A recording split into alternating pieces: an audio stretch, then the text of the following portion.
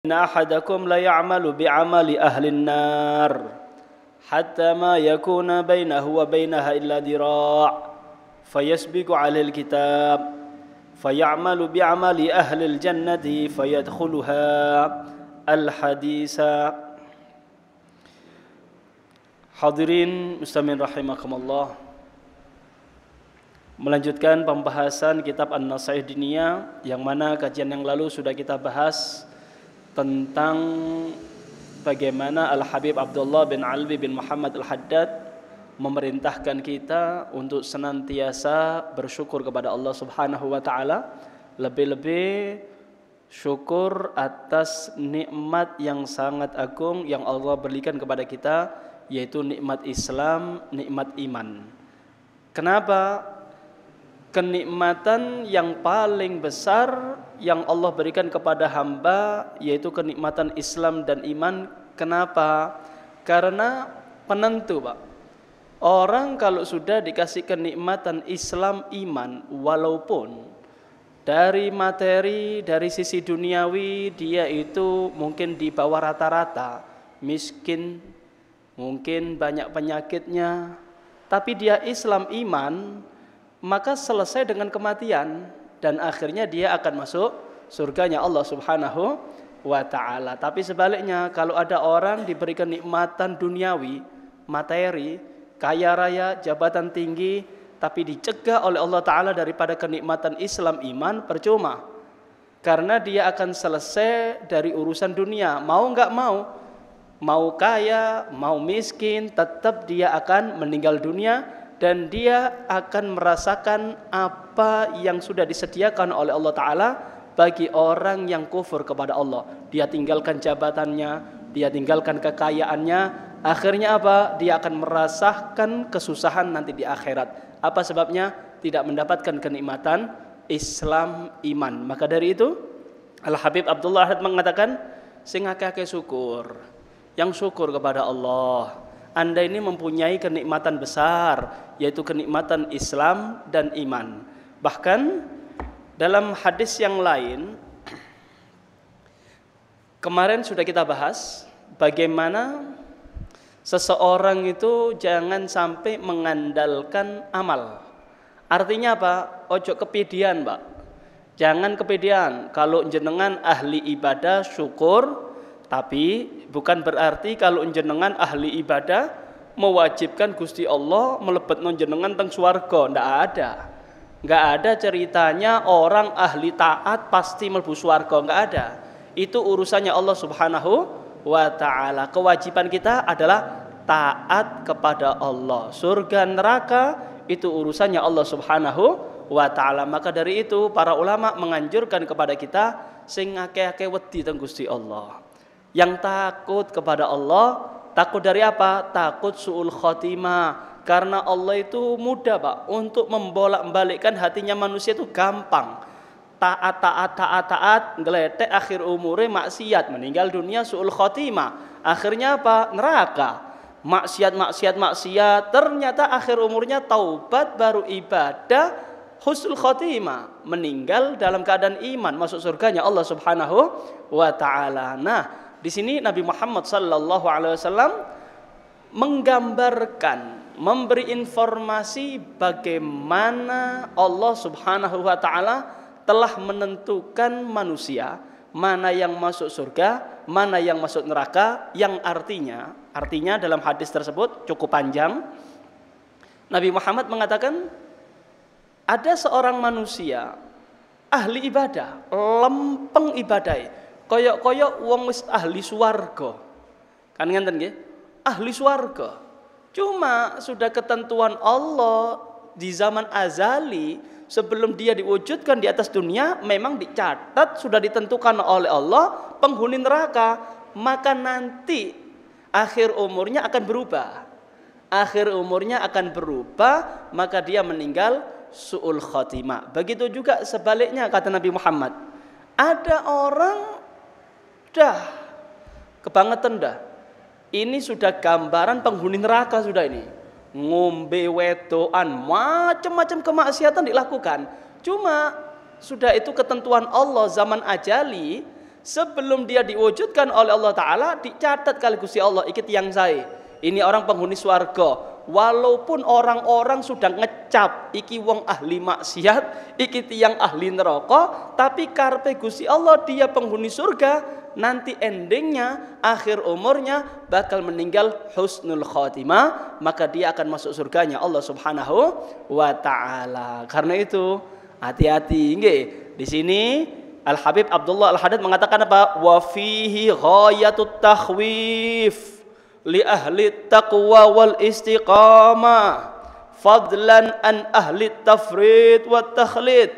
Hadis ini, kata beliau, hadis yang menggambarkan bagaimana Allah Subhanahu wa Ta'ala begitu mudah untuk memasukkan orang ke dalam surga, untuk memasukkan orang ke dalam neraka, begitu mudah. Cukup dilihat akhir umurnya.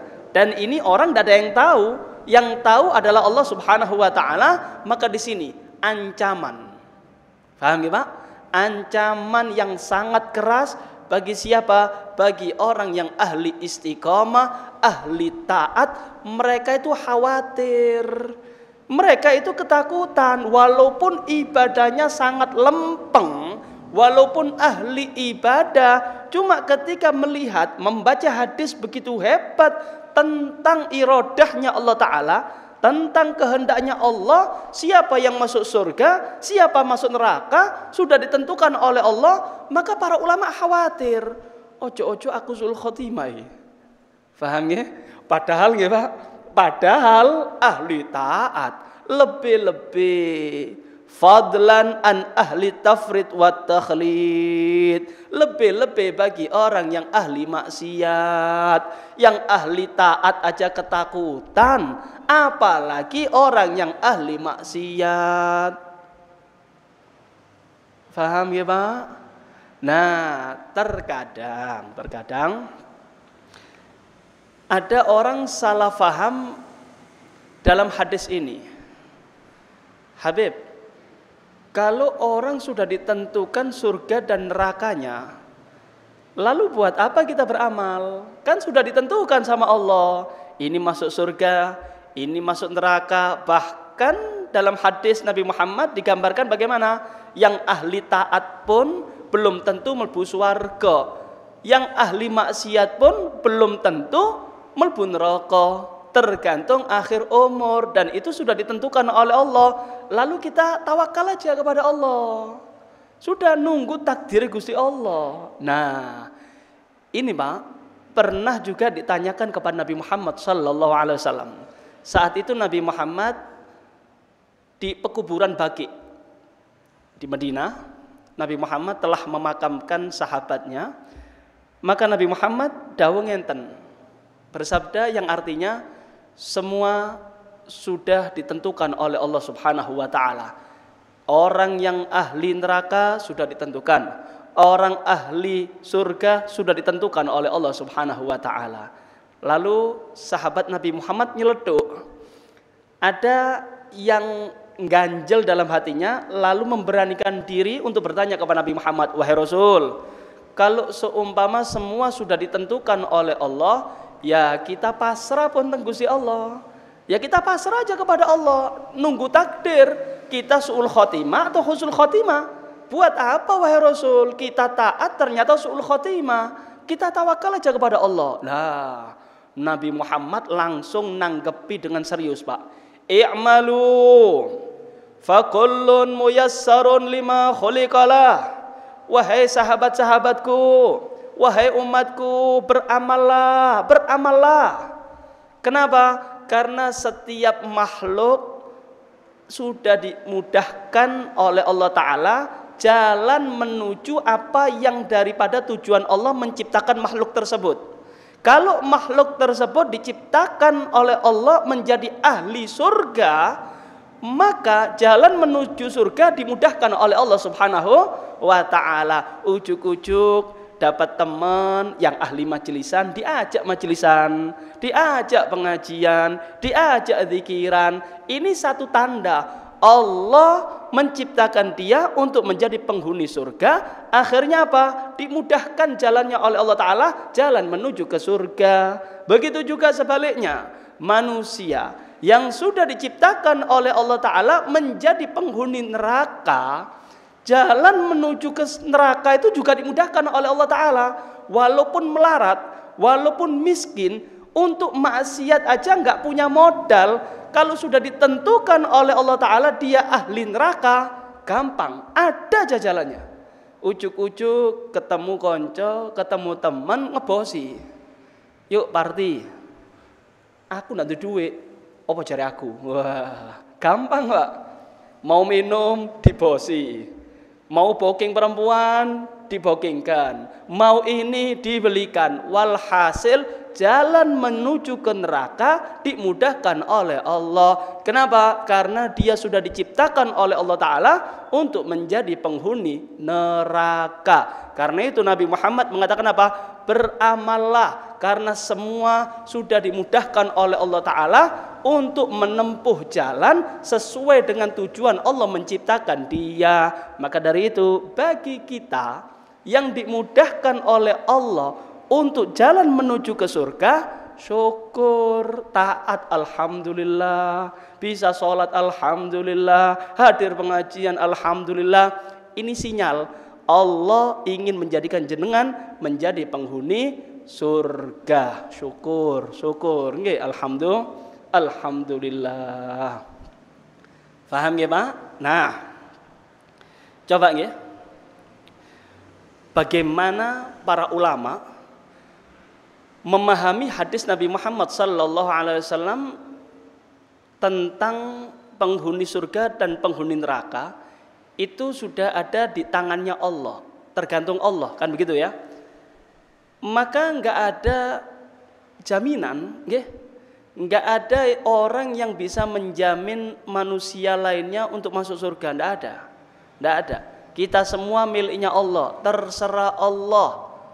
Fajaizun bi fadlihi wa adlihi tarkun likulli mumkinin kafi'lihi. Allah itu mempunyai sifat jaiz. Apa sifat jaiznya Allah? Yaitu terserah Allah. Allah mau memasukkan orang maksiat melbu swarga, ojo protes. Allah memasukkan orang taat melbu nang neraka, ya ojo protes. Kenapa? Karena itu haknya Allah. Kalau seumpama penghuni surga itu bagi orang yang taat, artinya orang yang taat kepada Allah, maka wajib bagi Allah memasukkan ke dalam surga, berarti transaksi Pak. Berarti surga, paham ya? Berarti Allah dengan kita ini transaksi. Kayak jenengan mau beli ke saya, jenengan bisa dapat beras kalau ada uang. Surga bukan seperti itu. Kalau jenengan taat pasti mlebu swarga, ndak tentu Pak. Taat itu menyebabkan orang mendapatkan rahmatnya Allah. Yang menyebabkan masuk ke dalam surga itu bukan amal, tapi rahmatnya Allah subhanahu wa ta'ala. Untuk mendapatkan rahmatnya Allah, jalan satu-satunya adalah taat teng Gusti Allah. Faham ya Pak? Masya Allah. Tuh lihat, Al-Habib Abdullah bin Alwi Al-Haddad, beliau mulai sejak dini, mulai sejak kecil itu ahli ibadah Pak. Ahli ibadah. Sejak dini itu beliau sudah istiqomah sholat tiap pagi 200 rakaat. Allah. Mulai kecil loh Pak, mulai kecil. Itu sudah masuk khalwat. Khalwatnya itu Pak, sudah ngepres sama badan kita. Jenjit sedikit kebentuk, kanan geser sedikit tak bisa. Sudah ngepres persis dengan bodi manusia. Dah, itu tempat khalwatnya Al-Habib Abdullah bin Alwi Al-Haddad. Minimal pagi 200 rakaat. Tahu kan jenengan? Begitu hebat ibadahnya. Beliau mengatakan apa? Man yadman li fi barzakhi. Siapa yang bisa menjamin aku husnul khotimah? Siapa yang bisa menjamin aku selamat di akhirat? Allah. Al-Habib Abdullah Haddad. Begitu hebat ibadahnya, masih takut su'ul khotimah. Lalu bagaimana dengan kita Pak? Yang amburadul ibadahnya, maksiat bertubi-tubi, kemudian dengan pedehnya kita mengatakan insya Allah mlebu swarga. Loh, kok ndak ana wedi-wedine blas? Iya kalau diterima sama Allah. Kalau ibadah kita ditolak oleh Allah, lalu kita minta kepada siapa pertolongan?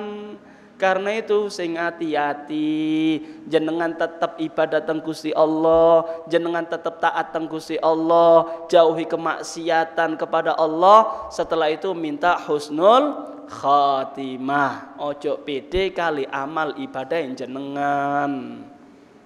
Ya Allah.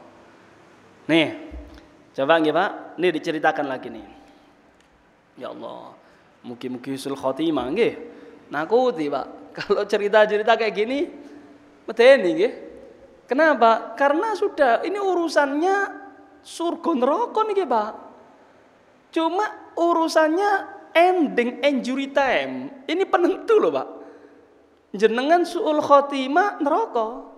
Husnul khotimah swarga. Lah, yang jamin itu siapa? Kan ketakutan, Pak. Karena itu ya wis husnudan teng Gusti Allah. Cuma husnudane aja nggoroi Gusti Allah nggih. Ahli maksiat ndak tahu taat, mugi-mugi Beb, insyaallah nggih Beb. Kula jenengan kan umat Nabi Muhammad nggih. Insyaallah husnul khotimah. Ini bohong, Pak. Ini harapan palsu. Kalau jenengan berharap itu yang serius. Contoh, nggih. Orang kalau kepingin punya anak bagaimana? Nikah. Setelah nikah ada hubungan suami istri, baru mugi-mugi angsal yugo sing soleh soleha. Ini harapan, Pak. Enggak nikah, mugi-mugi angsal yugo, mugi-mugi duwe anak. Lan jenengan kira Nabi Isa. Ini kan hayal, Pak. Ini hayal. Jenengan kepingin panen, ya Anda siapkan ladang.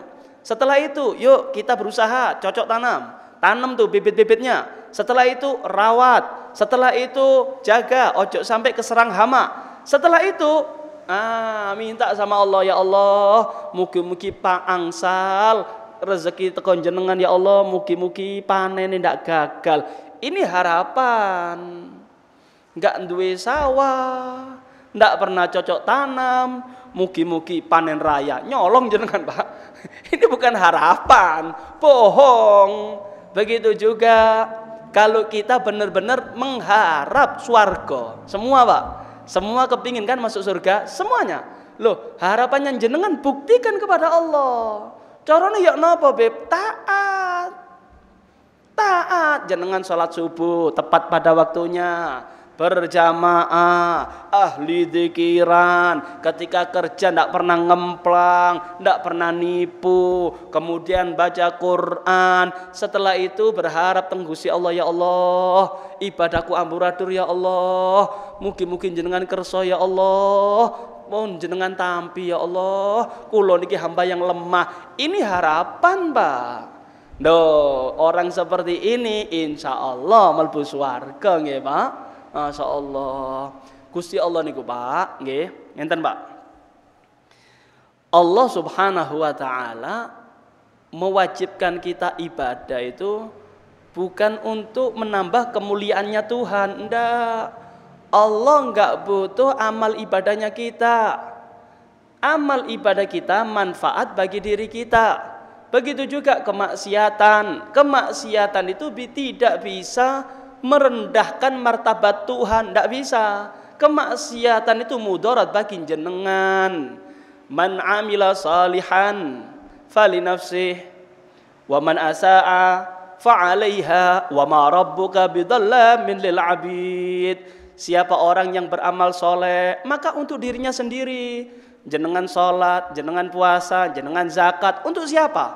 Untuk kemuliaan Tuhan. Biar Allah tambah mulia, yuk kita sembah. Enggak bisa, Pak. Untuk jenengan. Untuk jenengan. Begitu juga sebaliknya. Waman asaa, siapa orang yang berbuat maksiat, apakah merugikan Allah? Mari kita rendahkan martabat Tuhan. Jangan ibadah kepada Allah. Allah kemudian hina. Enggak bisa, Pak. Fa'alaiha, untuk jenengan sendiri. Wa ma rabbuka bidzallamin lil 'abid. Allah tidak pernah sedikit pun mendolimi hamba. Jenengan taat angsal swarga, jenengan maksiat ya mlebu neraka. Ketaatan jenengan ndak sebanding dengan surganya Allah, nggak sebanding. Ibarat ngenten, Pak.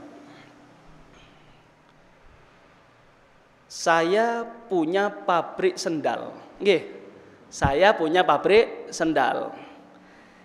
Kemudian jenengan memberi hadiah kepada saya sendal. Tapi memberinya dengan adab. Habib, ngapunten nggih, Bib. Ini sandal ala kadarnya, Bib. Nggih, Bib, mboten napa-napa nggih, Bib. Jenengan saya kasih ini biasa, ini sandal biasa. Saya, Pak, ketika ngelihat orang yang beradab seperti itu, walaupun saya punya pabrik sendal, tetap saya terima. Kenapa? Welas kasih. Masya Allah, orang ini nggih baik sama saya, adab sama saya, hormat sama saya tompo, kan ngeten nggih. Tapi kalau ada orang ngasih sandal kepada saya dengan cara nggak adab, dipalangno, Beb, iki lho sandal toko aku, pen. Lah, jenengan tak jahit mbak aku, Pak. Saya punya pabrik sandal kok. Kemudian jenengan memberi sandal ala kadarnya ndak punya adab. Yang jenengan tak kubur nggih sendal iso, kan begitu nggih? Begitu juga ibadah teng Gusti Allah. Kalau jenengan ibadah kepada Allah sambil tadarruk, sambil adab kepada Allah, setelah jenengan sholat kemudian jenengan istighfar, astagfirullah, astagfirullah, ya Allah, sholatku amburadur ya Allah, sholatku ndak khusyuk ya Allah, mungkin jenengan kersa nerima ya Allah. Loh, ini peluang besar bakal diterima kali Gusti Allah. Tapi kalau sudah sholatnya amburadur kemudian sombong, setelah sholat ndak mau wiritan, setelah sholat sombong, Gusti Allah, aku sembayang lo ya. Wah, ya diculek nang jenengan, Pak. Saya sudah taat lo ya, wajib mlebu swarga. Lah, nggak sebanding, Pak. Surgane Gusti Allah kali taatin jenengan, nggak sebanding. Karena itu ojo sombong kali ketaatan jenengan. Faham? Sing tawadhu. Nggih, sing tawadhu. Husnudzon teng Gusti Allah, kemudian tetap takut daripada suul khatimah. Masya Allah. Kemudian Masya Allah. Lanjut nggih, Pak. Wa kana ba'du salafus salih yaqul. Nih.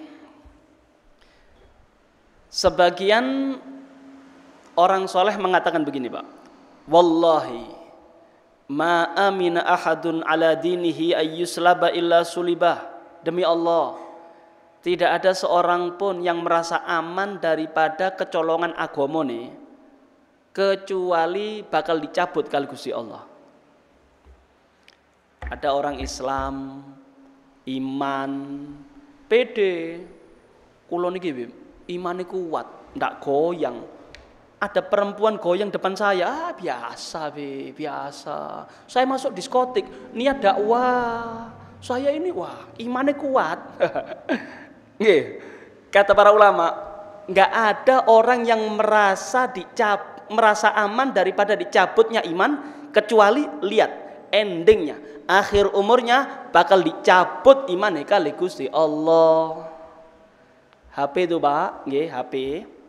Kalau seumpama jenengan selalu waspada, setiap kali jenengan megang kantong, paham nggih? Dikit-dikit megang kantong, jalan megang kantong, aman HP-nya, Pak. Nggak bakal kecolongan. Tapi kalau teledor, HP jenengan mahal, kemudian jenengan taruh di jalan, insya Allah nggak kecolongan, Beb. Hilang, Pak. Hilang. Begitu juga iman. Iman itu jogon, jaga. Dengan cara apa? Taat kepada Allah. Dicas terus. Astagfirullah, astagfirullah. Allahumma shalli ala sayyidina Muhammad. Istighfar, zikir, baca Quran. Ini waspada, ojo sampai kecolongan iman. Ini aman insyaallah. Tapi kalau pede, ndak pernah taat, maksiat jalan terus, Kemudian dia mengatakan, wah, imanku kuat John, kuat bro. Walaupun pemain-pemain porno ada di sini, saya tidak tertarik bro. Lah, kecolongan Pak, kecolongan. Bakal hilang imane, bakal dicabut imane kali Gusti Allah. Ya Allah. Joko, nggih, apalagi akhir zaman nih Pak, nakuti Pak. Nakuti. Kalau jenengan sekarang ini Pak, dijejeli maksiat ya. Bukan lagi kemaksiatan sengit-sengit, enggak. Terang-terangan sekarang Pak. Terang-terangan loh maksiat nih Pak. Coba jenengan lihat. Zaman dulu nih Pak, zaman dulu. Perempuan pakai celana ngapret itu izin loh Pak. Malu. Nggih. Tapi sekarang ketok udele biasa Pak. Biasa.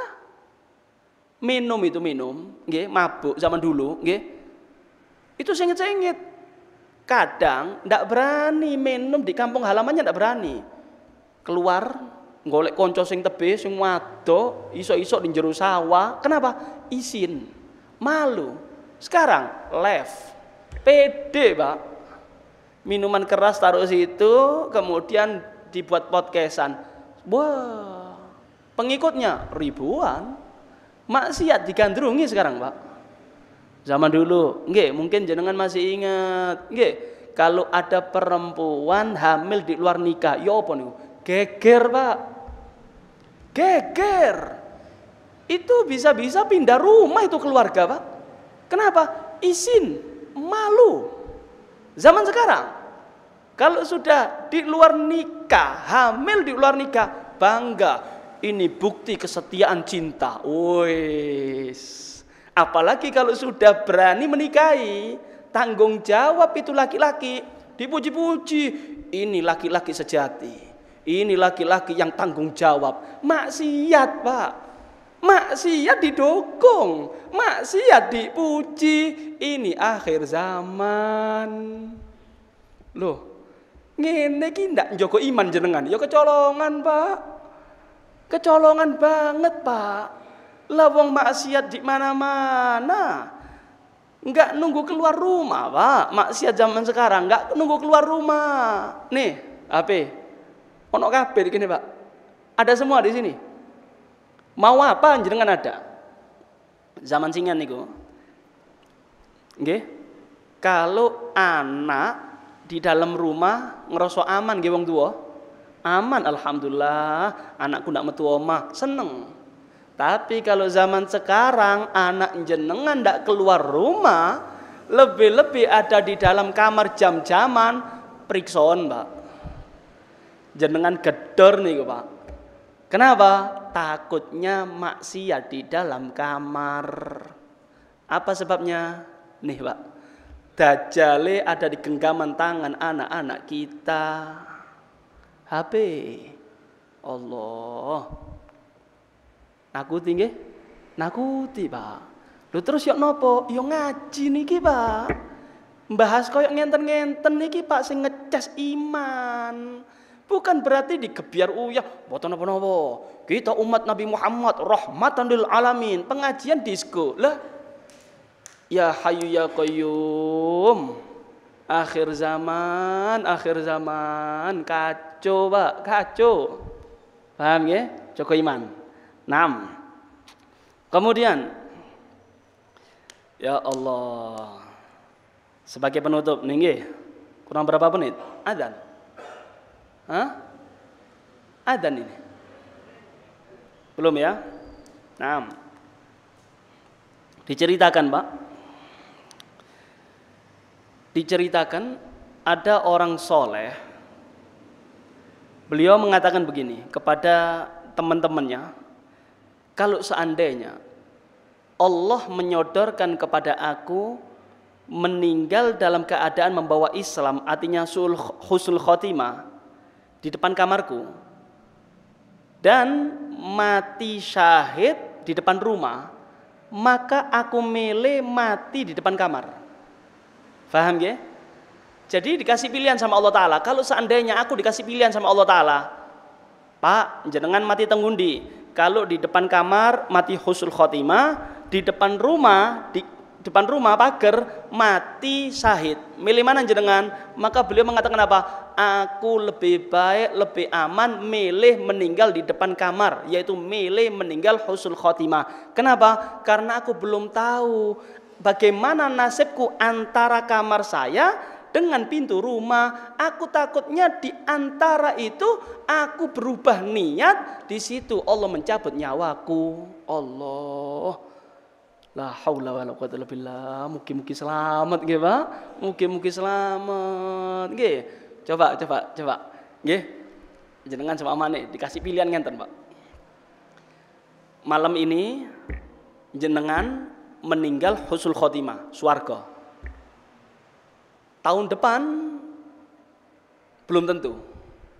Tapi jenengan soge, ya apa? Kira-kira milih jenengan. Malam ini nggih, Pak, dikasih pilihan sama Allah Taala. Pak, yuk jenengan saya kasih pilihan. Malam ini jenengan mati husnul khotimah. Kalau sudah husnul khotimah swarga. Atau jenengan saya takdir kaya raya, meninggalnya 10 tahun ke depan. Tapi mati nih, ya nanti tidak tahu. Kira-kira jenengan milih sing ndi, Pak? Milih sing ndi niki? Lek wong waras ya, Pak. Ya meninggal malam ini, Pak. Kenapa? Husnul khotimah. Kalau 10 tahun ke depan belum tentu husnul khotimah. Lebih-lebih kena fitnah harta. Iso-iso jual beli agama, menghalalkan segala cara. Iki wong normal, nggih. Gara-gara kurang jenengan nak duit ya mati saiki ae, Beb. Nggih. Coba lek sugih nggih. Kalau sugih, Pak, beda cerita niki, Pak. Ini gambaran, Pak. Nggih, gambaran betapa mahalnya Islam. Paham nggih? Betapa mahalnya iman, sampai ditawari seperti itu tetap aku milih sing cedek wae, sing pasti iki lho. Di ngarepku iki mati husnul khotimah iki wae. Kalau mati di ngarepe pager, mati syahid, belum tentu saya mati syahid. Aku wedine ketika antara kamar dan pintu rumah, ini mungkin saya terjadi silap, terjadi rancu hati, naudzubillah min dzalik, iso-iso mati syahidku goro.